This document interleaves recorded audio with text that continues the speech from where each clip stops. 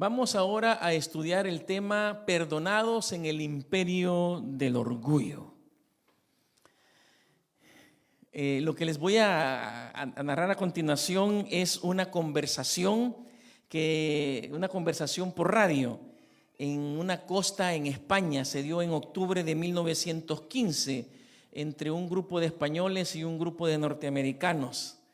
Y primero los españoles hablan a través de la radio y dicen: por favor, desvíen su navío rumbo 15 grados sur para evitar una colisión. Del navío norteamericano les responden: recomendamos que ustedes desvíen su rumbo 15 grados norte para evitar la colisión. Los españoles responden, ¿verdad?, negativo. Tendrán ustedes que desviarse 15 grados sur para evitar la colisión. Y ya el capitán del barco, un poco molesto, dice: le habla el capitán de un navío de los Estados Unidos de Norteamérica. Insisto, ustedes desvíen su curso. Y el español que estaba en la radio dice: no, insisto, recomiendo que sean ustedes los que desvíen su curso. Ahora sí, el capitán del barco estaba enojado y dice, respondiendo al español: le hablo desde el portaaviones USS Lincoln, el segundo navío más grande de la flota de los Estados Unidos de Norteamérica. Nos escoltan 3 destructores, 3 cruceros y numerosas embarcaciones de apoyo. Le ordeno que desvíe su curso 15 grados norte o se tomarán contramedidas para asegurar la seguridad de este barco. Y entonces el español, más tranquilo, le responde: serán ustedes los que se van a desviar, porque yo le estoy hablando desde un faro, y si no cambian su rumbo se van a estrellar contra el acantilado.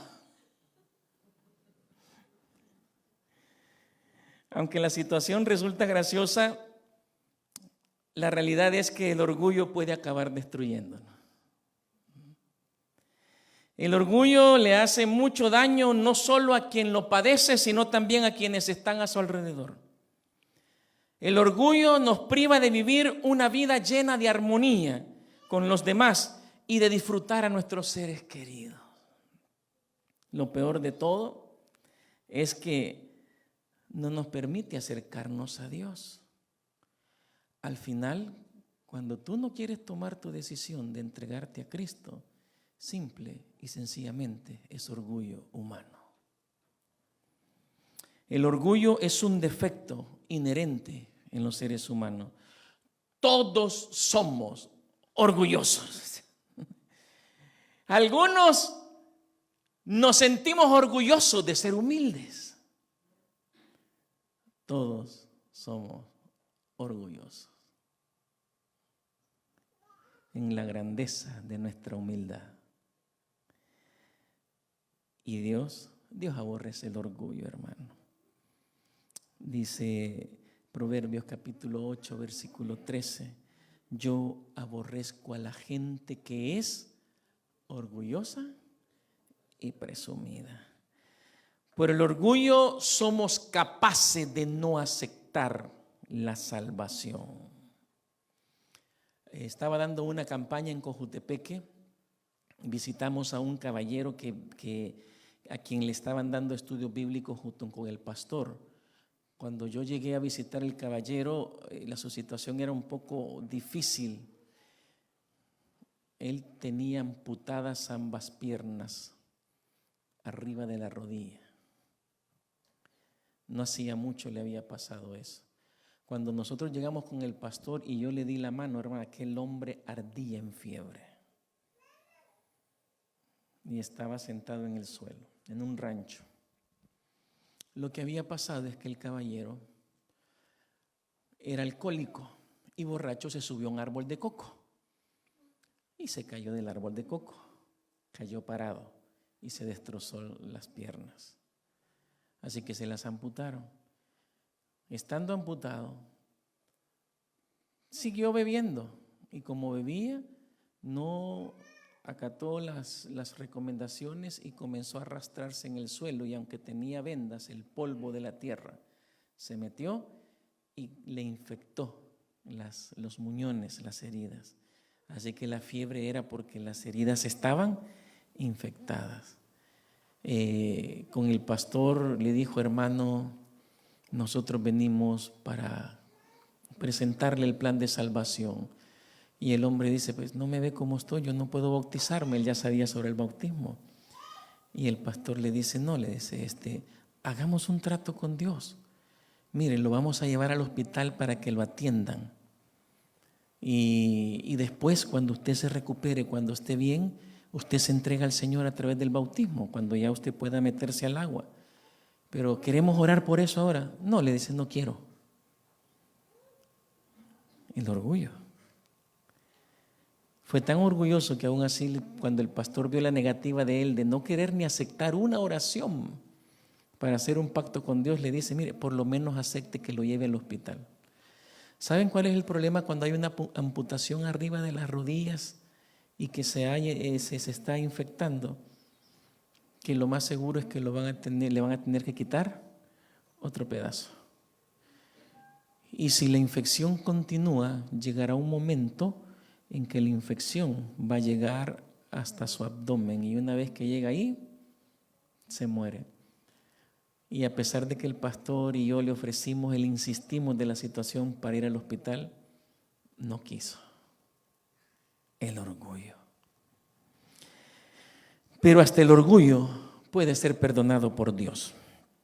Veamos el caso de un rey orgulloso que aparece en la Biblia, el rey Nabucodonosor. Nabucodonosor II fue uno de los reyes más destacados de Babilonia, por no decir el más destacado. Reinó desde el año 604 al año 562 a.C. Aparece en la historia bíblica como conquistador de Judá y de Jerusalén. Nabucodonosor se distinguió por una actividad constructora tremenda. El caso de los jóvenes hebreos, ustedes recuerdan esa historia, el horno estaba calentado, porque eran hornos, no era uno, habían muchos hornos. Babilonia era una ciudad que estaba rodeada por 2 muros.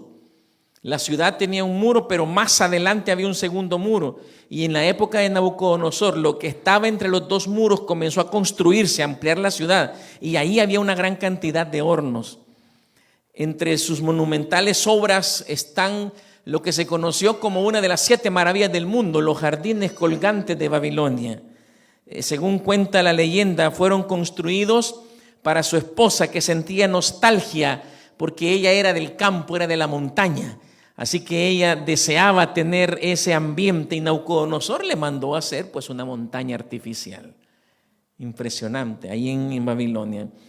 Nabucodonosor en una temporada cayó en un estado de locura, luego que declaró arrogantemente haber sido él quien construyó Babilonia. Su soberbia lo llevó a ser humillado por el Rey del universo. Y la historia de este gobernante es increíble. En el libro de Daniel, un libro profético, tan o quizás más importante que el mismo libro de Apocalipsis, ahí quedó la historia de Nabucodonosor. Como muchos de nosotros, Nabucodonosor padecía de ansiedad. Y algunos dicen que la ansiedad es exceso de futuro, preocupación por lo que va a pasar. A través de un sueño de una estatua que se registra en el capítulo 2 del libro de Daniel, el Señor le quiso enseñar al gran Nabucodonosor que dejara a un lado la ansiedad, que aprendiera a confiar en Él, que dejara su orgullo. Leemos los versos 29 y 30 del capítulo 2 del libro de Daniel. Daniel, hablando en esta ocasión, le dice: estando tú, oh rey, en tu cama, te vinieron pensamientos por saber lo que había de ser en lo por venir. O sea, como muchos de nosotros, hermanos, a veces ni dormimos, nos vamos a acostar pensando en qué vamos a hacer mañana. Pensando cómo vamos a pagar el apartamento, ya llegaron los biles, hay que pagar los biles, ¿cómo vamos a hacer? No tiene esa preocupación. Algunos ahorita ya hicieron cálculos que entre ahorita y la fecha de pagar el apartamento no hay suficientes horas para trabajar, o que le van a pagar y le va a hacer falta plata para pagar el apartamento. ¿Nos preocupamos o no nos preocupamos? Vivimos preocupados por el futuro. Nabucodonosor no era diferente. Y sigue diciendo, y el que revela los misterios te mostró lo que ha de ser. Verso 30.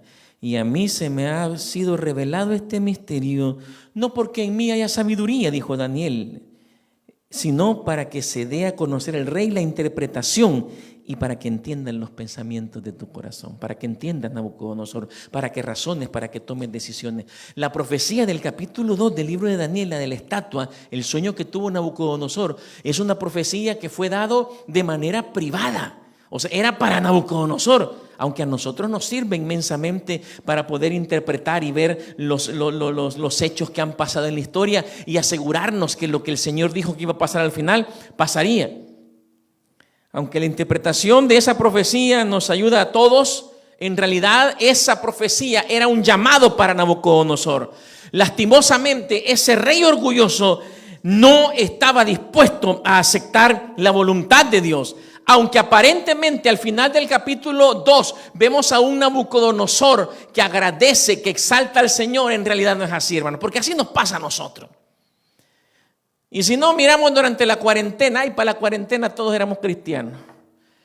Y entrábamos a Facebook a buscar himnos, a buscar sermones, a buscar predicaciones.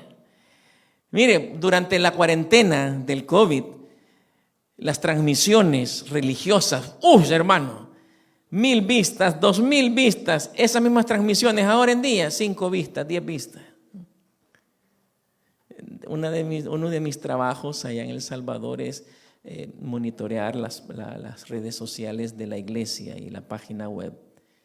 Y de la cuarentena para acá, la cantidad de gente que comienza a ver las publicaciones son menos.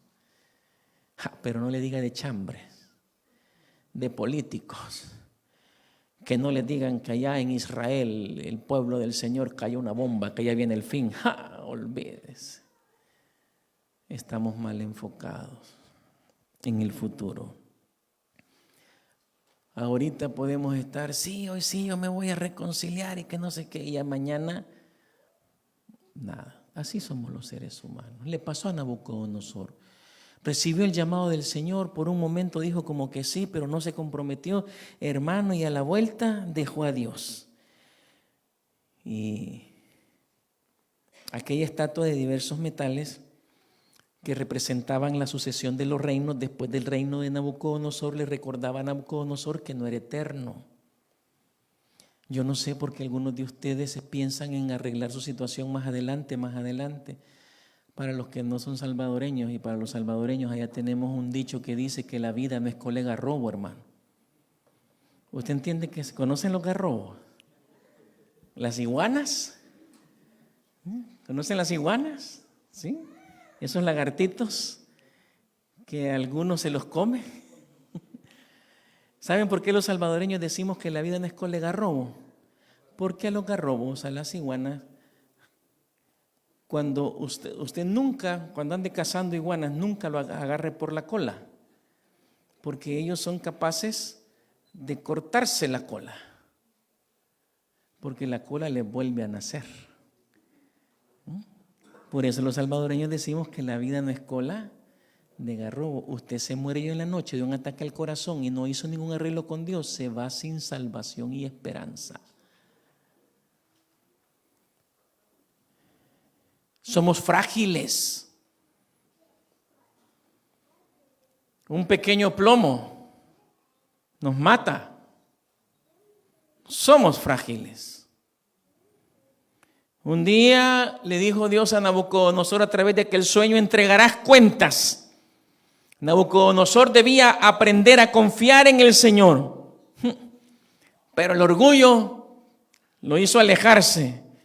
¿Qué es lo que hizo Nabucodonosor? Mandó a construir una gran estatua similar a la de su sueño, pero aquella estatua de su sueño, que era de oro, plata, bronce, hierro y barro, dijo Nabucodonosor: no habrá otro reino, no habrá otro rey, yo seré eterno. Y mandó a hacer una estatua completamente de oro, porque Daniel le dijo a Nabucodonosor: tú eres esa cabeza de oro. Entonces dijo él, no soy solo la cabeza, soy todo. El orgullo. Capítulo 3, versículo 1. El rey Nabucodonosor hizo una estatua de oro cuya altura era de 60 codos y una anchura de 6 codos. Parecía una aguja ensartada en aquella llanura, en el campo de Dura, en la provincia de Babilonia. Y entonces el rey, como era medio loco, megalómano, mandó, verso 6, y cualquiera que no se postre y adore inmediatamente será echado dentro de uno de los hornos de fuego ardiente que estaban por ahí. Ese era el castigo. Su orgullo lo estaba enloqueciendo, pero Dios en su misericordia, por medio del testimonio de 3 jóvenes hebreos, amigos de Daniel, le hacen nuevamente un llamado. En ese llamado el mismo Jesús se presenta ante Nabucodonosor. Él mismo lo vio cuando ve a Jesús caminando con los jóvenes dentro del fuego. He aquí yo veo 4 varones sueltos, dijo Nabucodonosor en el versículo 25, que se pasean en medio del fuego sin sufrir ningún daño. Y el aspecto del cuarto es semejante a hijo de los dioses. El mismo Jesús se le presentó a Nabucodonosor. Un nuevo llamado. La milagrosa liberación de aquellos 3 jóvenes impresionó profundamente al rey y cambió un poco su opinión sobre el Dios verdadero. Nabucodonosor termina alabando al Señor. Va progresando un poquito, pero el orgullo hace que rápidamente nos olvidemos de Dios, hermano. Yo les voy a explicar algo así sencillo y rápido. Esta semana ustedes están sintiendo el llamado del Señor, están sintiendo el toque del Señor, saben que tienen que cambiar, que algo tienen que hacer. El problema es que cuando esta semana termine y ustedes dejen de venir a la iglesia o dejen de sentir lo que están sintiendo ahorita, simplemente el orgullo que está en todos los seres humanos los pondrá en una condición peor en la que estaban antes de venir aquí, si no toman una decisión seria por el Señor. Pronto nos olvidamos de los milagros de Dios, nos olvidamos que nos libró del COVID, nos olvidamos de aquel humilde cantón cuando salimos hace muchos años, de aquel pequeño barrio que no hemos vuelto a ver. Nos olvidamos de los amorosos cuidados que Dios tuvo en el desierto, de que es Él el que nos bendice con el trabajo aquí en esta nación. Él es el que da la fuerza para trabajar. Nos olvidamos de su amor y nos alejamos de Él y nos alejamos de la iglesia. El orgullo es destructor. Pero cuando Dios llama a alguien, Dios insiste. Qué bueno es Dios. Verso 4 del capítulo 4 de Daniel. Y yo, Nabucodonosor, vivía tranquilo en mi palacio y disfrutaba de una gran prosperidad. Cuando estamos bien financieramente, nos olvidamos de Dios. Son pocos los adventistas. O sea, voy a decirlo de otra manera. Es más la cantidad de adventistas que vienen a Estados Unidos y se olvidan de su Señor, que los que vienen y no se olvidan. Sí. Cristianos que se olvidan de que fueron cristianos allá. La prosperidad, porque sea como sea, hermanos, no es lo mismo estar en El Salvador comiendo puros frijoles. A veces, usted me podrá decir, no, porque los frijoles son ricos, sí, pero comerlos en bala y 3 días tres veces al día. ¿Ah? Y sin quesito. A veces sin tomate. ¿Saben qué es frijoles en bala, verdad? Para los que no saben, los frijoles en bala son los frijoles recién sancochados, las habichuelas. Creo que tenemos algún problema con el micrófono. Si me pasan uno que sí funcione, les voy a agradecer, quizás la batería. El azul, si me pasas el azul, me dicen por ahí.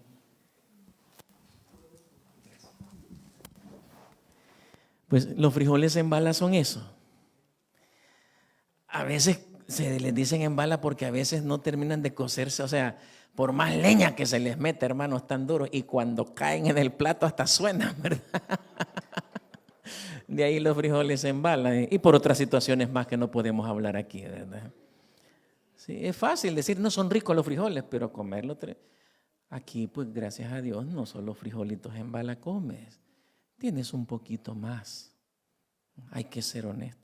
Sí, pero se trabaja. Sí, gracias a Dios tienes trabajo.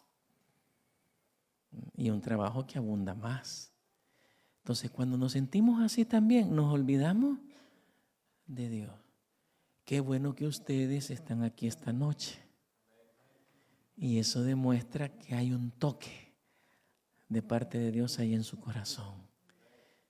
Pero terminen de escuchar ese toque y de aceptarlo. No les vaya a pasar lo de Nabucodonosor. La vida moderna, el sueño americano, hace que ese orgullo que es natural en nosotros crezca un poquito más. ¿Y qué le pasó a Nabucodonosor? Tuvo un sueño de un gran árbol, dice el verso 14, y clamaba fuertemente a alguien que escuchó en el sueño y decía así: derribad el árbol, un árbol hermoso, bello, como una ceiba, ¿verdad? De esas hermosas que hay en El Salvador, como el árbol de la Paz que está allá por el estadio Cujatlán. Ay, hermoso el árbol. Dice: cortad, derribad el árbol y cortad su rama, quitadle el follaje y dispersad su fruto, y váyanse las bestias que están debajo de él y las aves de sus ramas.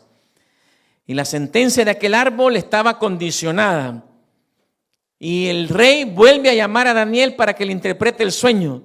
Entonces Daniel casi vuelve a decir lo mismo que en el sueño de la estatua, verso 22. Tú mismo eres, oh rey, hablando de aquel árbol. Le dicen: ese sueño, tú eres ese árbol que creciste y te hiciste fuerte, pues creció tu grandeza y ha llegado hasta el cielo y tu dominio hasta los confines de la tierra.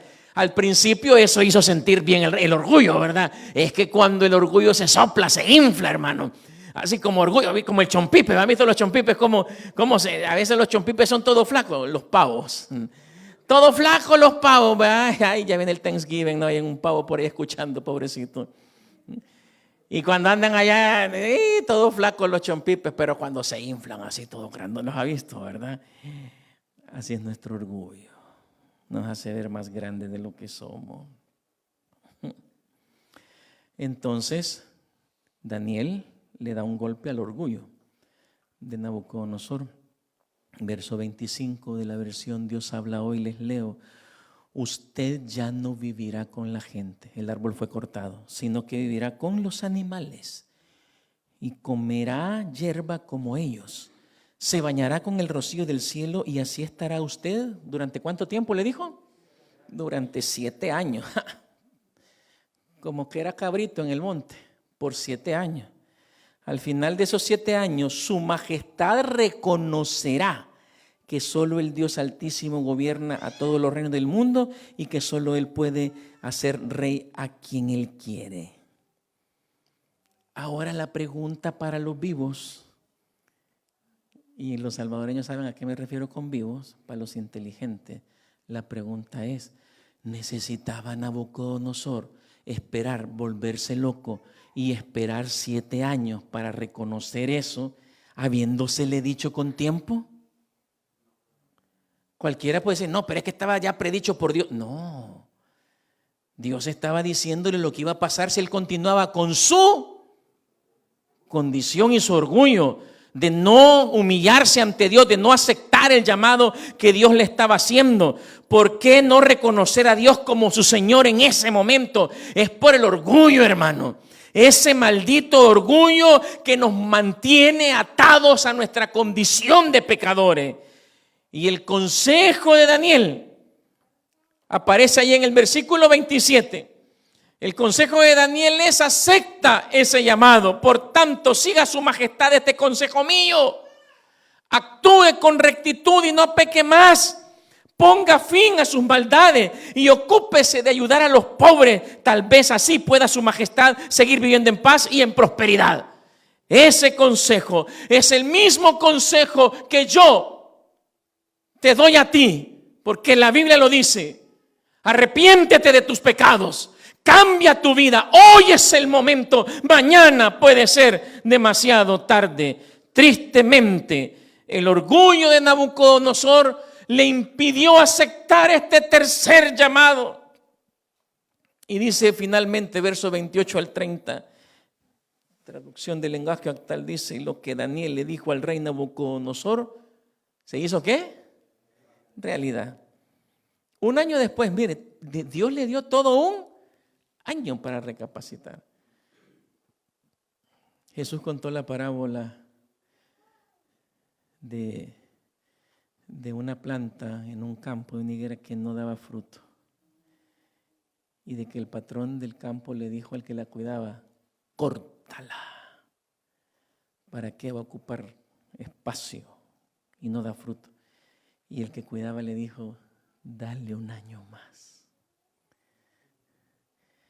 y yo la voy a cuidar, y al final de ese año, si aún no da fruto, entonces la cortamos. ¿Cuánto tiempo le dieron a Nabucodonosor? ¿Ya te has puesto a pensar, y si esta es tu última oportunidad? No, si ya viene como a 5 campañas, ya me han dicho eso, hermano, no se preocupe. Eso se llama orgullo. Es que si Dios me quiere salvar, lo va a hacer cuando yo pueda. En El Salvador, ¿sabe cómo le decimos a esa clase de gente? Mendigo y con garrote. Dios no necesita salvarte. Tú necesitas la salvación. Dios no necesita de ti.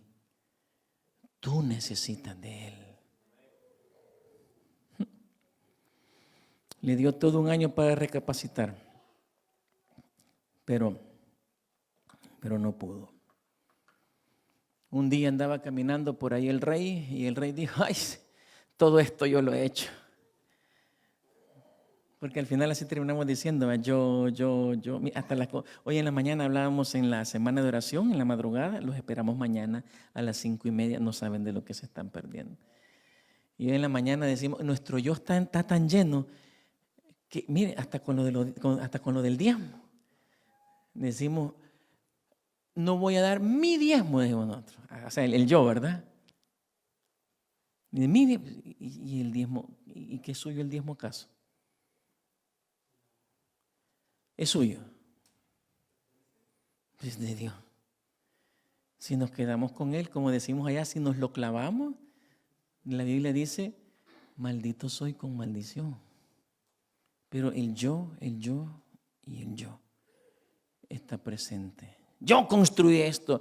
Y en ese momento escucha una voz que le dice: rey Nabucodonosor, a partir de este momento dejarás de ser rey. No vivirás ya entre la gente, sino que vivirás 7 años entre los animales. Comerás hierba del campo como ellos, hasta que reconozcas que el Dios Altísimo es el único rey de este mundo. Que solo Dios puede hacer rey a quien Él quiere que sea rey. Y estas palabras se cumplieron, dice el verso 33, inmediatamente.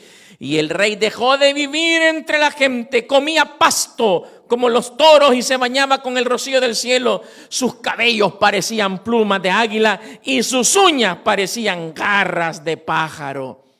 Y aún en esa condición el orgulloso no aceptaba. Tuvieron que pasar 7 años.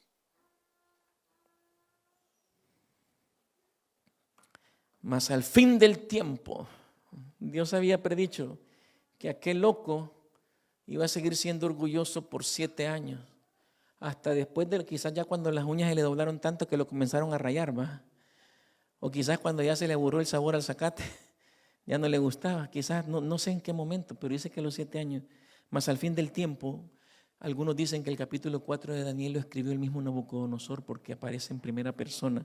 Yo, Nabucodonosor, alcé mis ojos al cielo y mi corazón me fue devuelto.